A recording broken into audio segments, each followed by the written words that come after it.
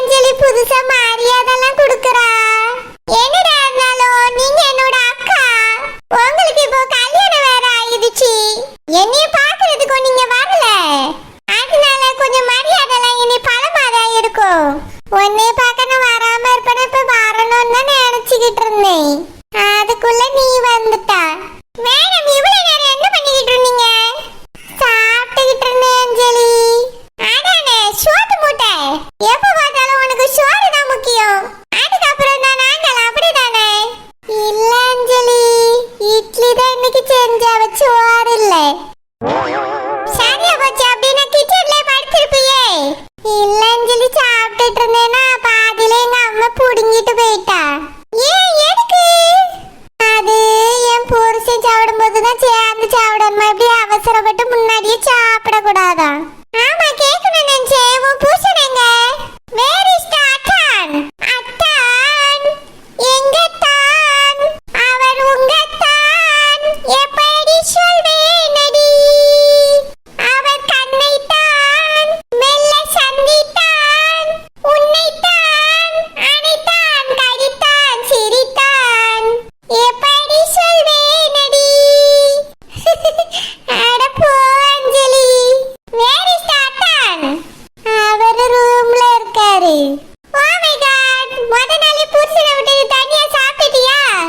அவர்கிட்ட கேட்காம இருந்தாதான் தப்பு. நான் கேட்டேன், அவர் தான் கொஞ்சம் லேட்டா சாப்பிடின்னு சொன்னாரா. எனக்கு பசி எடுத்துட்டு அதனால வந்து சாப்பிட்டுட்டேன். அதானே, உனக்கு பசி எடுக்காம இருந்தாதானே தப்பு. உனக்கு நான் எனி டைம் பசி எடுக்குமே. வயிறு முட்டை முட்டை சாப்பிட்டாலும் உனக்கு பசி எடுத்துரும். அப்படி என்னதான் விசித்திரமான வயிறு வச்சிருக்கு தெரியல. மனுஷங்க போதும் போதுன்னு சொல்றது சாப்பாடு விஷயத்த மட்டும்தான். ஆனா நீ அதையும் போதாது போதாது நீ சாப்பிடுற.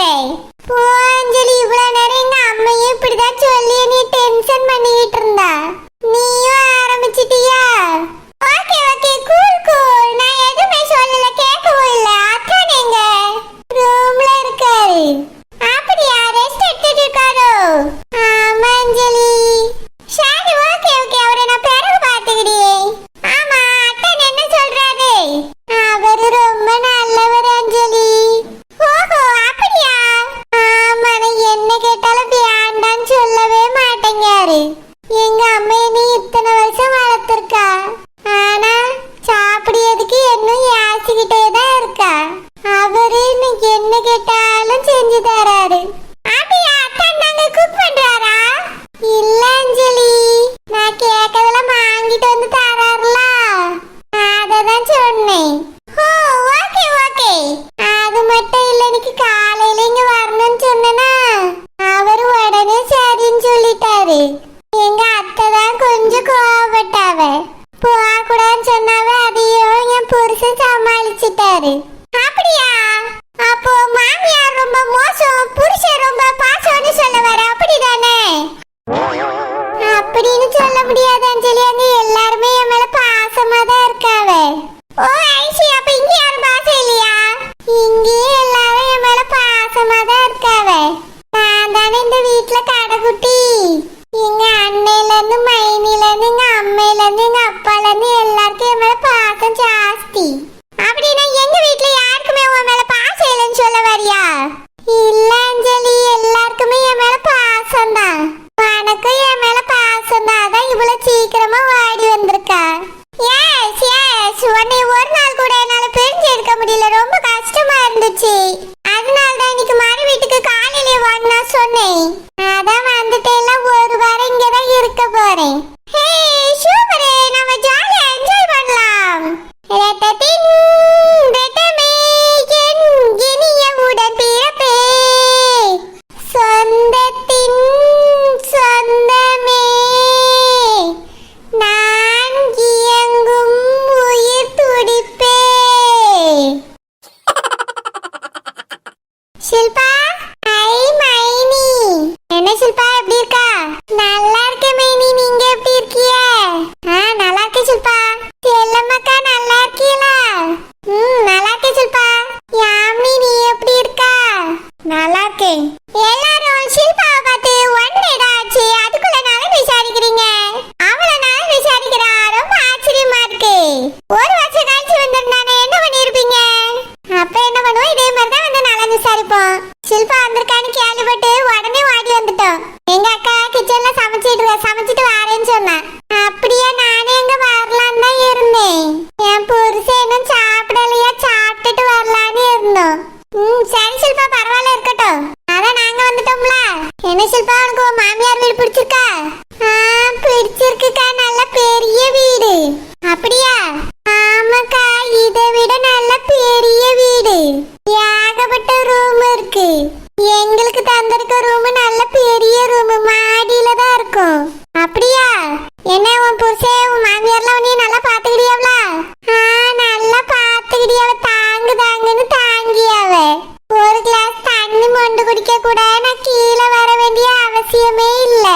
அவியலே எடுத்துட்டு வந்து தாராவே. அப்படியா? உன் புருஷனே எடுத்துட்டு வந்து தாராரோ? ஆமையாமி. பரவாயில்லையே ஷில்பா, கொடுத்து வச்சவதா. ஆமா, நிஜமாலே நான் கொடுத்து வச்சவதா. நேத்து கால் வலிக்குதுனால கீழே வர முடியாதுன்னு சொன்னனா, என் புருஷன் தான் டிஃபன்ல இருந்து காபில இருந்து சாப்பாடுல இருந்து எல்லாத்தையும் எடுத்துட்டு வந்து ரூம்ல தந்தாரு. அப்படியா? அங்கே போய் ஒரு வேலையை செய்யறது இல்லையோ? ஆமா மைனி, அங்க எனக்கு வேலையே கிடையாது. அதான் வேலைக்காரவி இருக்காவல்ல. அப்படியே வேலைக்காரங்களாம் வச்சுட்டாவளோ? ஆமா, சமைக்கிறதுக்குலாம் ஆள் இருக்கு. நான் கால் மேல கால் போட்டுக்கிட்டு ஆர்டர் பண்ணா போதும், சாப்பாடு அதுவே வந்துடும். பரவாயில்லையே. நாங்க அன்னைக்கு போகும்போது வேலைக்காரவி எல்லாம் இருக்காவன்னு சொல்லவே இல்லையே, நாங்க பார்க்கவும் இல்லை. நீங்க பார்த்திருக்க மாட்டீங்க, அவிய கிச்சன்லயே தான் இருப்பாவே. ஏதாச்சும் கேட்டா மட்டும் செஞ்சு எடுத்துட்டு வந்து தருவாவே. அப்படியா? பரவாயில்லையே. ஆமா மைனி, அங்க போனதுல இருந்து ஒரே ஜாலிதான். எவ்வளவு லேட்டா முழிச்சாலும் யாருமே எதுவுமே கேட்க மாட்டாவே. நேரத்துக்கு சாப்பாடு கைக்கு வந்துரும். சாப்பிட்டுட்டு அந்த டிவிய பார்த்துட்டே இருக்க வேண்டியதான். பரவாயில்லையே, அவளுக்கு சூப்பரான வாழ்க்கை கிடைச்சிருக்கே ஷில்பா. நான் கூட அன்னைக்கு சண்டை போட்டாவளே எப்படி பாத்துக்கிட்டியாவளோன்னு நினைச்சுதான் கேக்குறதுக்காக வந்தேன். நல்லா பாத்துக்கிட்டியாவ நீயே சொல்றியே? ஆமா காவியா, அதெல்லாம் எதுவுமே மனசுல வச்சுக்கிடுறதே இல்ல. நல்லா பாத்துக்கிட்டியாவ. நல்லா பாத்துக்கிட்டா எங்களுக்கும் சந்தோஷம் தான். ஆமா, நீ சொல்றது கேட்கும் போதே ரொம்ப சந்தோஷமா இருக்கு. ஆமா, உன் புருஷனுங்க ரூம்ல ரெஸ்ட் எடுத்துட்டு இருக்காவ மைனி. கூட்டிட்டு வரட்டுமா? வேண்டாம் வேண்டாம், இருக்கட்டும். நாங்க பரவ பார்க்க இங்க தானே இருக்க போறோம். சரி மைனி. சித்தி நல்ல இடத்துலதான் இவளுக்கு மாப்பிள்ளை பார்த்திருக்காவ. நம்மளுக்கு தான் ஒரு ஆவாத வாழ்க்கை அமைஞ்சிட்டு. மத்த எல்லாரும் நல்லா தான் இருக்காவ.